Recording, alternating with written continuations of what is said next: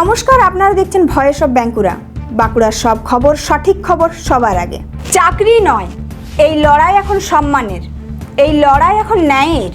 আর সেই লড়াইতেই আজ গর্জে উঠল বাঁকুড়ার মাটিতে সিপিআইএম। আজ বাঁকুড়ার মাচানতলা মোড়ে উত্তাল জনসমুদ্র। শিক্ষক নিয়োগ দুর্নীতির বিরুদ্ধে রাস্তায় নামলেন সিপিআইএমের কর্মী ও সমর্থকেরা। হাতে প্লেকার্ড, কণ্ঠে ধ্বনি, একটাই দাবি, রাজ্য সরকারকে দায় নিতে হবে। প্রতিবাদকারীদের সাপ বার্তা, এই দুর্নীতি কিছু চাকরি প্রার্থীর ক্ষতি নয়, একটা গোটা প্রজন্মের স্বপ্নের অপমান। আমরা বাঁকুড়ার ক্ষেত মজুর ওই দিল্লি যেতে পারিনি, কিন্তু আমরা বাঁকুড়ার রাস্তায় প্রতিদিন ছিলাম। আমরা বলেছিলাম যে দিল্লির বুকের কিষাণ আন্দোলনের সময় রাজ্য সরকারকে নিতে হবে। শিক্ষক নিয়োগে দুর্নীতির রায় এই রাজ্য সরকারকে নিতে হবে। দুর্নীতির সঙ্গে যুক্ত সমস্ত মানুষদের দৃষ্টান্তমূলক শাস্তি দিতে হবে। এজেন্সি আদালতের রায়কে কাজে লাগিয়ে বিজেপির রাজ্যে নৈরাজ্য সৃষ্টির চক্রান্তের বিরুদ্ধে আমাদের রুখে দাঁড়াতে হবে। আজকে আপনাদের কিসের জন্য এই সভা?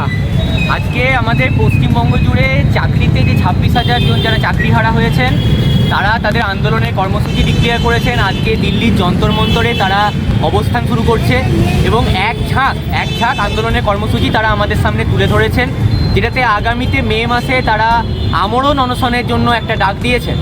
আমরা এর মাঝখানে সিপিআইএমের লিবারেশন পার্টির পক্ষ থেকে প্রথম থেকেই এই দুর্নীতির বিরুদ্ধে আমরা রয়েছি। আমাদের ছাত্র যুব সংগঠন বারংবার কলকাতায় বুকে আন্দোলন করেছেন। আমাদের এখানে উপস্থিত আছেন, আমরা লালবাজার পর্যন্ত পুলিশের আক্রমণে আমরা জেলে গেছি এবং এখনও যে চাকরি প্রার্থীরা আন্দোলন করছেন, বঞ্চিত যারা চাকরি প্রার্থীরা আন্দোলন করছেন, তাদের প্রত্যেককে আমরা আন্দোলনের জায়গা থেকে সাহায্য সমর্থন সমস্ত কিছু করছি। আগামীতে আমরা আন্দোলনে তাদের সঙ্গে থাকব। এই বার্তাকে আরও জোরে সোরে তুলে ধরার জন্য আজকে বাঁকুড়া মাচানতলা মোড়ে আমরা এখানে পথসভা করলাম। দলীয় পক্ষ থেকে জানানো হয়, আমরা শুধু রাজপথে দাঁড়িয়ে নেই, আমরা অন্যায়ের বিরুদ্ধে যুদ্ধ ঘোষণা করছি। চাকরি হারার হাজারো শিক্ষিত বেকারের পাশে সিপিআইএম ছিল, আছে, থাকবে।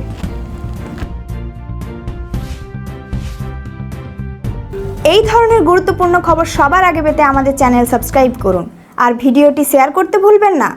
আপনার মতামত কমেন্টে জানান আর লাইক শেয়ার করে ভয়েস অফ বাঁকুড়ার পাশে থাকুন।